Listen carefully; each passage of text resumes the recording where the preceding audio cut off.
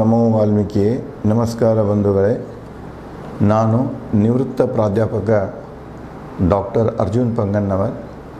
ಹೇ ಸೀತಾರಾಮ್ ವಾಹಿನಿಯ ವಾಲ್ಮೀಕಿ ರಾಮಾಯಣ ಅಂದು ಇಂದು ಚಿಂತನೆ ಕಾರ್ಯಕ್ರಮಕ್ಕೆ ತಮ್ಮೆಲ್ಲರಿಗೂ ಸ್ವಾಗತ. ನಾನು ತಮಗೆ ಹಿಂದಿನ ಸಂಚಿಕೆ ಅಂದರೆ ಸಂಚಿಕೆ 141ರಲ್ಲಿ ರಾಮ ಸೀತೆ ಲಕ್ಷ್ಮಣರೊಂದಿಗೆ ಕೆಲವೊಂದು ಬಹಳಷ್ಟು ಅಯೋಧ್ಯೆ ಜನತೆಯು ಅವರನ್ನು ಬೆನ್ನಟ್ಕೊಂಡು ಬಂದಿರ್ತಾರೆ. ನಾವು ಅರಣ್ಯದಲ್ಲೇ ವಾಸ ಆಗ್ತೇವೆ, ರಾಮನ ಬಿಟ್ಟು ಇರೋದಿಲ್ಲ ಅಂತ ಹೇಳಿ ಯಾರು ನಡ್ಕೊಂಡು ಬಂದಿರ್ತಾರೆ, ಯಾರು ಬಂಡ್ಯಾಗ ಬಂದಿರ್ತಾರೆ, ಯಾರು ಕುದುರೆಗಳ ಮೇಲೆ ಬಂದಿರ್ತಾರೆ, ರಥದ ಮೇಲೆ ಬಂದಿರ್ತಾರೆ, ಎಲ್ಲ ಬಂದುಬಿಡ್ತಾರೆ ಅವರು ಬೆನ್ನತ್ತಿ. ಅಷ್ಟೊತ್ತಿಗೆ ಸಂಜೆ ಆಗ್ತದೆ. ಮುಂದೆ ರಾಮ ಅವರನ್ನು ಕೇಳ್ಕೊಳ್ತಾನೆ, ನೀವೆಲ್ಲ ಮರಳ್ಯಾರು, ಅಯೋಧ್ಯೆಗೆ ಹೋಗ್ರಿ, ನಾನು ಈ ಕಡೆ ನನ್ನ ತಂದೆ ಕೊಟ್ಟಂಥವು ವಚನವನ್ನು ಪಾಲಿಸಲಿಕ್ಕೆ ಹೊಂಟೇನೆ, ನನಗೆ ಸಹಕಾರ ಕೊಡು ಅಂತ ಕೇಳಿದಾಗ ಅದಕ್ಕೆ ಅವರು ಒಪ್ಪೋದಿಲ್ಲ. ನಾವು ನಿನ್ನೊಂದಿಗೆ ಬರ್ತೀವಿ ಅಂತಾರೆ. ಅಲ್ಲೇ ರಥದಿಂದ ಕೆಳಗಿಳಿದ ಒಂದು 4 ಹೆಜ್ಜೆ ಮುಂದೆ ಹೋಗಿರ್ತಾರೆ 3 ಜನ. ತಮ್ಸಾ ನದಿ ಕಾಣಿಸ್ತಿದೆ. ಅಷ್ಟೊತ್ತಿಗೆ ಸಂಜೆ ಆಗಿರ್ತದೆ. ಮುಂದೆ ಇದು ಜನ ಎಲ್ಲ ನಡ್ಕೊಂಡು ಧನದಿರ್ತಾರೆ. ಅಯೋಧ್ಯ ನಗರದಿಂದ ಇದು ತಮ್ಸಾ ನದಿ ಹೆಚ್ಚು ಕಡಿಮೆ 25ರಿಂದ 30 ಕಿಲೋಮೀಟರ್ ಅದದು ಅಂತರ. ಮುಂದೆ ಅವರೆಲ್ಲರೂ ಏನು ಮಾಡ್ತಾರೆ, ಸಂಜೆಗೆ ಸ್ನಾನ ಮಾಡಿಕೊಂಡು ಅಲ್ಲೆಲ್ಲ ಬಿದ್ದಂತಹ ಗಡ್ಡೆಗೆನ ಸುತ್ತಿಂದ ಎಲ್ಲರೂ ನಿದ್ರೆಗೆ ಜಾರಿ ಬಿಡ್ತಾರೆ. ರಾಮ್ ಏನು ಮಾಡ್ತಾರಂದ್ರೆ, ಈ ಜನ ಗಾಢ ನಿದ್ರೆಯಲ್ಲಿ ಇದ್ದಾಗನ ಮುಂಜಾವಿನಲ್ಲಿ ಅಂದರೆ ಭಾಳ ಅರ್ಲಿನ ಸುಮಂತ್ರನ ಎಬ್ಬಿಸಿ ರಥ ತಯಾರು ಮಾಡಲಿಕ್ಕೆ ಹೇಳ್ತಾನೆ. ರಾಮ ಸೀತೆ ಲಕ್ಷ್ಮಣ ಈ ರಥದೊಂದಿಗೆ ಅಲ್ಲಿಂದ ಅವ್ರು ಏನು ಮಾಡ್ತಾರೆ, ಜನ ಏಳೋಕ್ಕಿಂತ ಪೂರ್ವದಲ್ಲಿನೇ ಅವರು ತಮ್ಸಾ ನದಿಯನ್ನು ದಾಟ್ತಾರೆ. ತಮ್ಸಾ ನದಿ ದಾಟಿದ ನಂತರ ರಾಮ್ ಹೇಳ್ತಾನೆ, ಅವರು ರಥದ ಗಾಲಿ ಗುರುತನ್ನಾಗಲಿ ಕುದುರೆಗಳ ಹೆಜ್ಜೆಗಳನ್ನಾಗಲಿ ಹಿಡಿದು ಮತ್ತು ಅವರು ನಮ್ಮ ಬೆನ್ನ ಹತ್ತಿ ಬರ್ತಾರೆ. ಅವರು ಬರೆದ ಹಾಗೆ ಏನು ಮಾಡಬೇಕಂದ್ರೆ, ಹೊಳ್ಳೆ ನದಿಯಿಂದ ಉತ್ತರಕ್ಕೆನ ಅಂದರೆ ಅಯೋಧ್ಯೆ ಕಡೆನ ಹೋದಂಗೆ ಅನಿಸಿರಬೇಕು, ಆ ಕಡೆಗೆ ಆ ರೀತಿಯಾಗಿ ಸ್ವಲ್ಪ ರಥವನ್ನು ಅಲ್ಲಿ ತಿರುಗಾಡಿಸ್ಕೊಂಡು ಗೊತ್ತಿಲ್ಲದ ಹಂಗೆ ಬೇರೆದರಿಂದ ಬಂದುಬಿಡು, ನಾವು ಇಲ್ಲಿಂದ ಕೂಡಿ ದಕ್ಷಿಣದ ಹೋಗೋಣ ಗಂಗಾ ನದಿ ಅಂತ ಹೇಳ್ತಾರೆ ಅವರು. ಆ ಪ್ರಕಾರ ಮಾಡಿ ಬರ್ತಾನೆ. ಇಲ್ಲಿ ನೋಡಿ, ತಮಗೀಗ ಇನ್ನೊಂದು ಸಲ ನೆನಪು ಮಾಡಿಕೊಡ್ತೇನೆ. ವಾಲ್ಮೀಕಿ ಮೂಲ ರಾಮಾಯಣದೆಲ್ಲ ಇಷ್ಟ ಇದೆ. ಅದು ಅವರೆಲ್ಲ ಜನ ಬಂದಿರ್ತಾರೆ. ಅವರೇನು ಗಾಢ ನಿದ್ರೆಯಲ್ಲಿ ಇರುವಾಗನೇ ಇವು 4 ಜನ ಅಲ್ಲಿಂದ ಕಾಲು ಕೇಳ್ತಾರೆ. ಯಾರಿಗೂ ರಾಮ ನಮಸ್ಕಾರ ಮಾಡೋದಿಲ್ಲ. ಗಂಡು ಮಕ್ಕಳು ಹೋಗ್ರಿ, ಹೆಣ್ಣು ಮಕ್ಕಳು ಹೋಗ್ರಿ, ಮುದುಕರು ಯಾರಿಗೂ ಏನೂ ಮಾಡೋದಿಲ್ಲ. ಇಲ್ಲಿ ಬಹಳಷ್ಟು ಕಥೆಗಳು ಆವರ್ತಿಗಳನ್ನು ನೋಡಿ ಸಾವಿರಾರು ವರ್ಷದಾಗ ಯಾರಿಗೆ ಹೆಂಗೆ ಬೇಕು, ಕವಿಗಳಿಗೆ ಹೆಂಗೆ ಬೇಕು ಹಂಗೆ ಕೇಳಿಸ್ಕೊಂಡಾರ. ಕಾಲಘಟ್ಟಕ್ಕೆ ತಕ್ಕಂಥ ವಿಚಾರಗಳನ್ನು ತಂದಾರೆ. ಯಾರು ಏನು ವಿಚಾರ ಮಾಡ್ಯಾರ ಆ ಪ್ರಕಾರ ರಾಮಾಯಣದಲ್ಲಿ ಮಾರ್ಪಾಡುಗಳನ್ನು ಮಾಡ್ಯಾರ, ಪ್ರಕ್ಷೇಪಗಳನ್ನು ತಂದಾರ. ಅದಕ್ಕೆ ಇಲ್ಲೇ ಇದನ್ನು ಹೊರತುಪಡಿಸಿ ಮತ್ತೇನೂ ಇಲ್ಲ. ಇನ್ನು ಭಾಳ ಜನ ಹೇಳ್ತಾರೆ, ಎಲ್ಲರೂ ಹೋಗ್ತಾರೆ, ಕೆಲವೊಂದು ಜನ ನಪುಂಸಕರು ನಿಂತು ಬಿಡ್ತಾರೆ, ನಾವು ಕಾಮನ್ ಜನರಲ್ ಮಂದಿ ಮುಂದೆ ನಮಗೆ ರಾಮ್ ಹೋಗಂತ ಹೇಳಿಲ್ಲ ಅಂತೇಳಿ 14 ವರ್ಷ ಅವರು ಅಲ್ಲೇ ಇದ್ದರು ಅಂಥೇಳಿ ಮತ್ತೊಂದು ಕತೆ ತೇಲಿ ಬಿಡ್ತಾರೆ. ಇನ್ನೊಂದು ಕತೆ ಅಂದರೆ ಇವರೆಲ್ಲರೂ ಕೂಡಿ ಗಂಗಾ ನದಿ ತನಕ ಹೋಗಿದ್ದರು. ಅಲ್ಲಿ ಗಂಗಾ ನದಿಯಲ್ಲಿ ಅವರು ರಾಮನ ಪ್ರತಿಕ್ಷಣೆ ಮಾಡಿ ಬರುವುದನ್ನು ದಾರಿ ಕೈತಾರೆ 14 ವರ್ಷ ಅಂಥೇಳಿ ಏನೇನೋ ಮಾರ್ಪಾಡುಗಳನ್ನು ಮಾಡ್ಯಾರ. ಆ ಮಾರ್ಪಾಡುಗಳನ್ನು ಆ ಕವಿಗಳು ಯಾಕೆ ಮಾಡಿದರು, ಅಥವಾ ಇವರು ಇದನ್ನು ಹೇಳ್ತಿರ್ತಾರಲ್ಲ, ಕೀರ್ತನಕಾರಗಳು ಹೇಳ್ತಿರ್ತಾರೆ, ಅಲ್ಲೆಲ್ಲಿ ಏನು ಯಾಕೆ ಹಿಂಗೆ ದಾಖಲಾಗ್ಯಾವ, ಯಾಕೆ ಆಗ್ಯಾವ, ಮನರಂಜನೆ ಆಗ್ಯಾವ. ಇನ್ನು ಕೆಲವೊಂದು ಜನ ಅವು ಕವಿಗಳು ತಮ್ಮ ಪಾಂಡಿತ್ಯ ತೋರ್ಸ್ಕೊಳಕ್ಕೆ ಮಾಡಿರ್ತಾರೆ.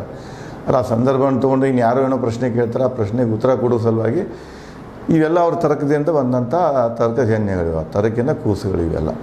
ಇಲ್ಲಿ ಇಂಥದ್ದೇನು ವಾಲ್ಮೀಕಿ ರಾಮಾಯಣದಲ್ಲಿ ಇಲ್ಲ. ಮುಂದೆ ಇಲ್ಲಿ ಅವರು ಅಲ್ಲೇ ಗಾಢ ನಿದ್ರೆಯಲ್ಲಿ ಮಲಗಿರ್ತಾರೆ. ರಾಮ ಲಕ್ಷ್ಮಣ ಸೀತೆ ಮತ್ತು ಸಾರಥಿ ಸುಮಂತ್ರ ಅಲ್ಲಿಂದ ಹೋಗಿಬಿಡ್ತಾರೆ. ಜನ ಮುಂಜಾನೆ ಎಚ್ಚೆರ್ತಾರೆ. ಅದನ್ನೇ ವಾಲ್ಮೀಕಿಯವರು ಆ ಸ್ಥಿತಿಯನ್ನು, ರಾಮ ಅಲ್ಲಿಂದ ಹೋದ ನಂತರ ಈ ತಮ್ಸಾ ದಡದ ಮೇಲೇನು ಈ ಜನ ಬಂದು ಮಲಗಿತ್ತಲ್ಲ, ರಾಮನ ಬೆನ್ನು ಹತ್ತಿ ಬಂದಿದ್ದರು, ನಾವು ನೋಡಿ ಬರಬೇಕಂತ ವನವಾಸಕ್ಕೆ ಹೋಗಬೇಕಂತ ಹೇಳಿ ಜಿದ್ದು ತೊಟ್ಟು ಬಂದಿದ್ರಲ್ಲ, ಅವ್ರ ಬಗ್ಗೆ ವಾಲ್ಮೀಕಿಯವರು ಈ ರೀತಿಯಾಗಿ ಬರೆದಿದ್ದಾರೆ.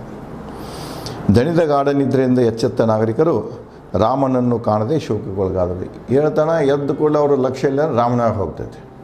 ಅಲ್ಲಿ ನೋಡ್ತಾನೆ, ರಾಮ ಇಲ್ಲ, ಲಕ್ಷ್ಮಣ ಇಲ್ಲ, ಸೀತೆ ಇಲ್ಲ, ಮಂತ್ರನೂ ಇಲ್ಲ ಅಂದ ಕೂಡಲೇ ಅವರೆಲ್ಲ ಏನು ಮಾಡ್ತಾರೆ, ದುಃಖಕ್ಕೊಳಗಾಗ್ತಾರೆ, ಶೋಕಕ್ಕೊಳಗಾಗ್ತಾರೆ. ರಾಮನ ರಥ ಹೋದ ಮಾರ್ಗ ಹುಡುಕಿದರೂ ಮಾರ್ಗ ಸಿಗದೆ ನಿರಾಶೆಗೊಂಡ್ರು. ಯಾಕಂದರೆ ರಾಮ ಅಲ್ಲಿ ಮಂತ್ರಿ ಹೇಳಿರ್ತಾನೆ ಅವನು ರಥದ ಸಾರಥಿಗೆ, ಉತ್ತರ ಕಡೆನೇ ಮತ್ತೆ ಅದನ್ನು 4 ಕಡೆ ತಿರ್ಸ್ಕೊಂಡು ಅಂದರೆ ಗೊಂದಲದಾಗ ಬಿದ್ದಿರ್ಬೇಕು ಅವ್ರು. ಹೆಜ್ಜೆ ಹಿಡ್ಕೊಂಡು ಹೋದ್ರು ಸಹಿತ ನಾವೇನು ದಕ್ಷಿಣ ಕಡೆ ಹೋಗ್ತಿಲ್ಲ ಆ ಕಡೆ ಬರೋದಂಗೆ ಒಂದು ಗೊಂದಲಮಯ ಮಾಡ್ಕೊಂಡೇನ ಹೋಗಿಬಿಟ್ಟಿರ್ತಾನೆ. ಒಂದು ಬುಲ್ಬುಲಯ್ಯ ಟೈಪ್ ಮಾಡಿಬಿಟ್ಟಿರ್ದೆ, ಎಲ್ಲೇ ಸುತ್ತ ಹಾಕಿಕೊಂಡು ಅವ್ರು ಅಲ್ಲೇ ಇರಬೇಕು, ಇಲ್ಲ ಅಯೋಧ್ಯೆಗೆ ಹೋಗಿರಬೇಕು. ಈ ಪ್ರಕಾರ ಅವ ಸಾರಥಿ ರಥದ ಗಾಲಿ ಗುರುತ ಕುದುರೆ ಹೆಜ್ಜೆ ಗುರುತುಗಳನ್ನು ಮಾಡಿ ಗದ್ದಲಕ್ಕೆ ಹಾಕಿ ಹೋಗಿಬಿಟ್ಟಿರ್ತಾನೆ. ಇವರೆಲ್ಲ ಸುತ್ತ ಹಾಕಿ ನೋಡ್ತಾರೆ, ಇವು ರಾಮನ ರಥ ಇಲ್ಲೂ ಕಾಣೋದಿಲ್ಲ ಅವ್ರಿಗೆ. ತಮ್ಮನ್ನು ತಾವೇ ಶಪಿಸಿಕೊಂಡು ನುಡಿದರು. ಮುಂದೆ ನೋಡಿ ನಿರಾಶೆ ಆಗ್ತಾರೆ. ನಾವೆಲ್ಲ ಮಲಗಿಬಿಟ್ಟು ನಾವೆಲ್ಲ ನಿಷ್ಕಾಳಜಿಯಿಂದ ಇದಾಗಿಬಿಟ್ಟು ರಾಮ ನಮ್ಮನ್ನು ಬಿಟ್ಟು ಹೋಗಿಬಿಟ್ಟ. ಅದಕ್ಕೆ ಕಾರಣ ಅಂದರೆ ನಾವು ಮಾಡಿದಂಥ ಒಂದು ಮೂರ್ಖತನ ಇದೆ ಅಂತ ತಮ್ಮನ್ನು ತಾವು ಶಪಿಸಿಕೊಳ್ಳುತ್ತಾ ಈ ಪ್ರಕಾರ ನುಡಿತಾರೆ.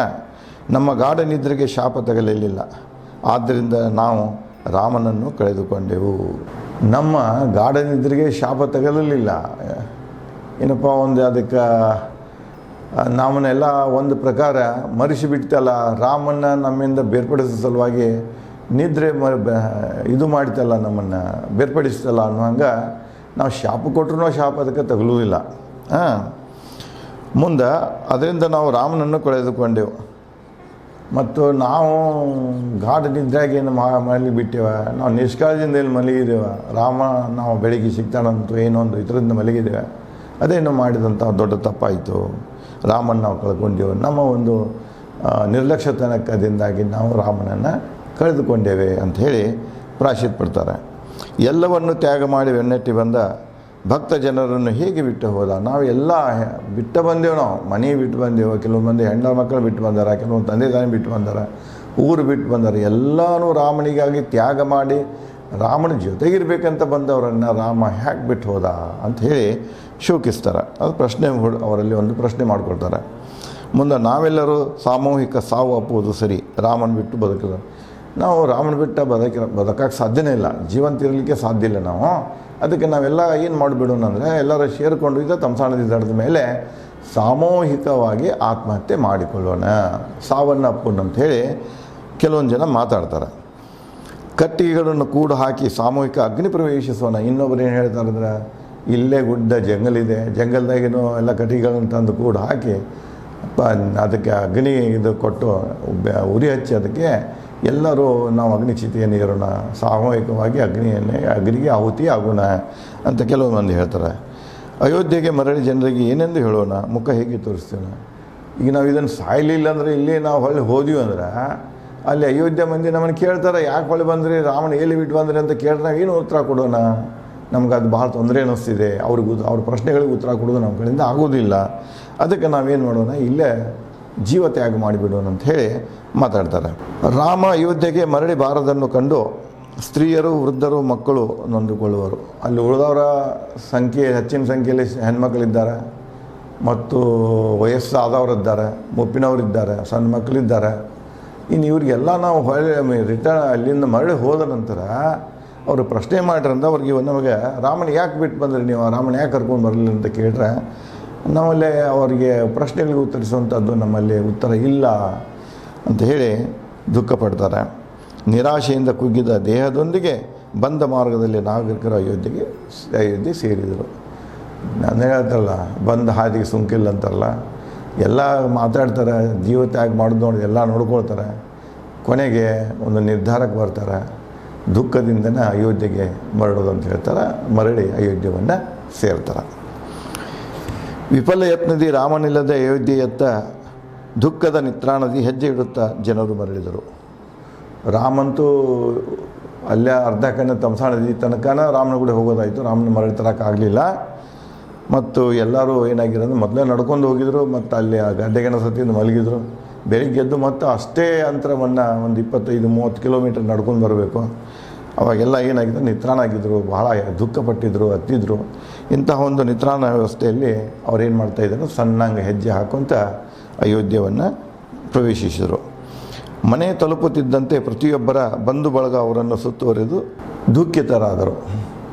ಮನೆಗೆ ಇವ್ರೇನು ಹೋಗ್ತಿಡ್ದಾರ, ಮನೆಯ ಮಂದಿ ಎಲ್ಲ ಹೊರಗೆ ಬಂದಾರ, ರಾಮ ಹೋದೇನಾ, ರಾಮ ಎಲ್ಲಿ ಹೋದೇನಾ, 108 ಪ್ರಶ್ನೆಗಳನ್ನು ಕೇಳಕ್ಕೆ ಹಿಡಿತಾರೆ. ನೀವು ಹೆಂಗೆ ಯಾಕೆ ಬಂದ್ರಿ, ಬಿಟ್ಟು ಯಾಕೆ ಬಂದ್ರಿ, ಇದನ್ನೆಲ್ಲ ಅವರು ಏನು ಮಾಡ್ತಾರೆ, ರಾಮ ಬಾರದೇ ಇದ್ದದ್ದನ್ನು ತಿಳ್ಕೊಂಡು ತಮ್ಮ ಸಂಬಂಧಿಕರಿಂದ ದುಃಖಕ್ಕೊಳಗಾಗ್ತಾರೆ. ವ್ಯಾಪಾರಿಗಳು ಅಂಗಡಿ ವ್ಯಾಪಾರ ಮುಚ್ಚಿದರು, ಗೃಹಿಣಿಯರು ಒಲೆ ಹೊತ್ತಿಸಲಿಲ್ಲ. ಅಲ್ಲೇನು ಮಾರುಕಟ್ಟೆಗಳ ಅಂಗಡಿಗಳೇನಿದ್ದಿಲ್ಲ, ಮುಂಗಟ್ಟುಗಳೇನಿದ್ದಿಲ್ಲ, ಅವು ಎಲ್ಲ ಯಾರೂ ವ್ಯಾಪಾರ ಮಾಡಲಿಲ್ಲ. ಈಗ ನಾವು ಸಾಮಾನ್ಯವಾಗಿ ನೋಡ್ರಿ, ಏನರ ಒಂದು ರಾಷ್ಟ್ರ ಮಟ್ಟದಲ್ಲಿ ಒಬ್ಬ ಒಳ್ಳೆಯ ವ್ಯಕ್ತಿ ಮರಣ ಹೊಂದಿದ ಅಥವಾ ಏನೋ ಒಂದು ಅನ್ಯಾಯ ಸಾಮೂಹಿಕ ಒಂದು ಕರೆ ಇತ್ತು, ಯಾವ ರೀತಿಯಾಗಿ ಈ ವ್ಯಾಪಾರದ ಮಳಿಗೆಗಳನ್ನೆಲ್ಲ ಏನು ಮಾಡಿಬಿಡ್ತಾರೆ, ಬೀಗ ಹಾಕಿಬಿಡ್ತಾರೆ, ವ್ಯಾಪಾರನ ಸಂತೆಯನ್ನು ಇದು ಮಾಡ್ತಾರೆ, ಬಂದ್ ಮಾಡಿಬಿಡ್ತಾರೆ. ಆ ರೀತಿಯಾಗಿ ಅಯೋಧ್ಯೆಗೆ ಏನು ಮಾಡ್ತಾರೆ, ರಾಮ ಬಿಟ್ಟು ಹೋದ ಹೊರಳಿ ಬರಲಿಲ್ಲ ಅಂದ್ಕೊಂಡು ವ್ಯಾಪಾರಸ್ಥರೆಲ್ಲ ತಮ್ಮ ಅಂಗಡಿಗಳನ್ನೆಲ್ಲ ಬಂದ್ ಮಾಡಿಬಿಡ್ತಾರೆ. ಇನ್ನು ಹೆಣ್ಣು ಮಕ್ಕಳು ಏನು ಮಾಡ್ತಾರದ, ಇವೆಲ್ಲ ಶೋಕಾಚರಣೆ ರಾಮ ಬಿಟ್ಟು ಹೋದಂಥ ಒಂದು ಶೋಕದ ಆಚರಣೆಗಾಗಿ ವ್ಯಾಪಾರಸ್ಥರು ತಮ್ಮ ವ್ಯಾಪಾರ ಅಂಗಡಿಗಳನ್ನು ಬಂದ್ ಮಾಡಿಬಿಡ್ತಾರೆ. ಸ್ತ್ರೀಯರು ಆ ದಿವಸ ಅಡುಗೆನ ಮಾಡೋದಿಲ್ಲ. ಯಾಕಂದ್ರೆ ರಾಮನ ಬರ್ತಾರಂತ ಒಂದು ಏನೋ ಇತ್ತು ಅವ್ರಿಗೆ, ಬೆಳ್ತನಕ ಏನೋ ದುಃಖ ಪಕ್ಕ ಪಟ್ಟರೆ ಬೆಳಿಗ್ಗೆ ಹೋದವರೆಲ್ಲ ಬಂದ ನಂತರ ರಾಮ ಬರಲಿಲ್ಲ ಅಂತ ಗುರುತಾದ ತಕ್ಷಣ ಅವರು ಅಡುಗೆ ಒಲೆಯನ್ನು ಹೊತ್ತಿಸಲಿಲ್ಲ. ಬೆಳಿಗ್ಗೆ ಎದ್ದು ಕೂಡಲೇ ಒಲೆ ಹೊತ್ತಿಸಬೇಕಾಗಿತ್ತು, ಮತ್ತು ಅಡುಗೆ ಮಾಡಬೇಕಾಗಿತ್ತು, ಏನೂ ಮಾಡಲಿಲ್ಲ ಜನ, ಒಲೆ ಹೊತ್ತಿಸಲಿಲ್ಲ. ಯಾವ ತರಹದ ಸಂತೋಷ ಆಚರಿಸಲಿಲ್ಲ. ಊರಾಗಿ ಎಲ್ಲಿಯೋ ಒಂದು ಸಂಭ್ರಮ, ಒಂದು ಕಾರ್ಯಕ್ರಮ, ಸಂತೋಷ ಅಥವಾ ದೇವರ ಪೂಜೆ, ಯಜ್ಞ ಏನೂ ನಡೀಲಿಲ್ಲ. ಸಂತೋಷದ ಯಾವ ಸಂಭ್ರಮವೂ ಅಯೋಧ್ಯೆಯಲ್ಲಿ ನಡೆಯಲಿಲ್ಲ.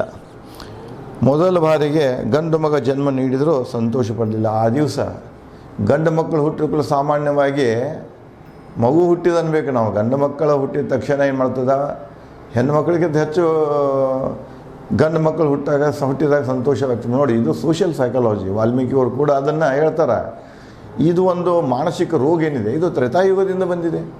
ಗಂಡು ಮಗ ಹುಟ್ಟಿದಾಗ ಆಚರಣೆ ಮಾಡೋದು, ಹೆಣ್ಣು ಮಗ ಹುಟ್ಟಿದಾಗ ಅಳುವುದು, ಈ ಲಿಂಗದ ತಾರತಮ್ಯ ಏನಿದೆಯಲ್ಲ ಆ ಕಾಲದಲ್ಲಿ ಇತ್ತು. ಇದು ಒಂದು ಸೋಷಿಯಲ್ ಸೈಕಾಲಜಿ ಇದೆ. ಈ ಸೈಕಾಲಜಿ ಏನಾಗಬೇಕಂದ್ರೆ ಬದಲಾಗಬೇಕು. ನೋಡಿ, ತ್ರೇತಾಯುಗದಿಂದ ಇಲ್ಲಿ ತನಕ ಕೆಲವೊಂದು ಅಧ್ಯಯನಗಳ ಪ್ರಕಾರ ಸುಮಾರು 5,000 ವರ್ಷ ಮೇಲ್ಪಟ್ಟ ಅವಧಿ ಕಳೆದರೂ ಗತಿಸಿದರೂ ಕೂಡ ಇಂತಹ ಸಾಮಾಜಿಕ ಮಾನಸಿಕ ಸ್ಥಿತಿ ಬದಲಾಗಲಿಲ್ಲ.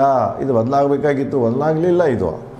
ಅದಕ್ಕಲ್ಲಿ ಮನ್ಯಾಗ ಗಂಡು ಮಗ ಹುಟ್ಟಿತ್ತಂದು ಆ ದಿವಸ ಗಂಡು ಮಗ ಜನ್ಮ ತಳೆದಿದ್ರೂ ಕೂಡ ಅಲ್ಲಿ ಯಾರೂ ಅದು ಸಂತೋಷದ ಆಚರಣೆಯನ್ನು ಮಾಡಲಿಲ್ಲ.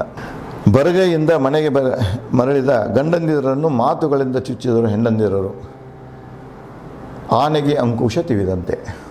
ಇಲ್ಲಿ ಮತ್ತು ಅವರ ಅಲಂಕಾರದ ವಾಲ್ಮೀಕಿಯವರು ಯಾವ ರೀತಿ ಮಾವುತ ಆನೆಗೆ ಅಂಕುಶವನ್ನು ಚುಚ್ತಿರ್ತಾನೆ, ಅದೇ ರೀತಿ ಈ ಮನೆಯಲ್ಲಿ ಹೆಣ್ಮಕ್ಳೇನಿರ್ತಾರಲ್ಲ, ಇವರು ಗಂಡು ಮಕ್ಕಳೆಲ್ಲ ರಾಮನ ಕರ್ಕೊಂಡ್ಬರ್ತೀವಿ ಅಂತ ಹೋಗಿಬಿಟ್ಟಿರ್ತಾರಲ್ಲ, ಬಂದ ಕೂಡಲೇ ಅವರಿಗೆ ಚುಚ್ಚುವಂಥ ಮಾತುಗಳನ್ನು ಮಾತಾಡ್ತಾರೆ. ನೀನು ಯಾಕೆ ಕರ್ಕೊಂಬರಲಿಲ್ಲ ಅಂತ ಹೇಳಿ ಅವರನ್ನು ಶಬ್ದಗಳಿಂದ ಚುಚ್ಚಿ ನೋಯಿಸ್ತಿರ್ತಾರೆ. ರಾಮನಿಲ್ಲದೆ ನಮಗೇಕೆ ಮಕ್ಕಳ ದಾಂಪತ್ಯ, ಸಂಪತ್ತಿನ ಸುಖ, ಜೀವಿಸುವುದು ನಿರರ್ಥಕ. ಇನ್ನು ರಾಮನ ಈ ಅಯೋಧ್ಯದಾಗ ಇಲ್ಲಂದ್ರೆ ನಮಗೆ ಎಲ್ಲಿ ಹೆಂಡತಿ ಮಕ್ಕಳು, ನಮಗೆ ಎಲ್ಲಿ ಗಂಡ ಮಕ್ಕಳು, ಮತ್ತು ಈ ಸಂಪತ್ತ ಈ ಸುಖ ನಮಗೆ ಯಾಕೆ ಬೇಕು? ರಾಮ ಇಲ್ಲ ಅಂದ್ಕೂಲೆ ಇದಕ್ಕೆಲ್ಲ ಮೀನಿಂಗ್ಲೆಸ್, ನಿರರ್ಥಕ, ಇದಕ್ಕೇನೂ ಅರ್ಥ ಇಲ್ಲ. Is total life it self is totally meaningless without Rama in the Ayodhya. ಅದಕ್ಕೆ ಈ ಬದುಕನ ಬ್ಯಾಡ್ ನಮಗ ಅಂತ ಹೇಳಿ ಅವರು ಒಂದು ಪ್ರಕಾರದ ವೈರಾಗ್ಯದ ಭಾವನೆಗಳನ್ನು ವ್ಯಕ್ತಪಡಿಸ್ತಾರೆ. ಅರಣ್ಯದಲ್ಲಿ ರಾಮನಿಗೆ ಸೇವೆ ಸಲ್ಲಿಸುವ ಲಕ್ಷ್ಮಣ, ಸೀತೆ ಶ್ರೇಷ್ಠರು, ಅದೃಷ್ಟವಂತರು. ರಾಮನೊಂದಿಗೆ ಹೋಗ್ಯಾರಲ್ಲ ಅವರೇ ಭಾಗ್ಯಶಾಲಿಗಳು.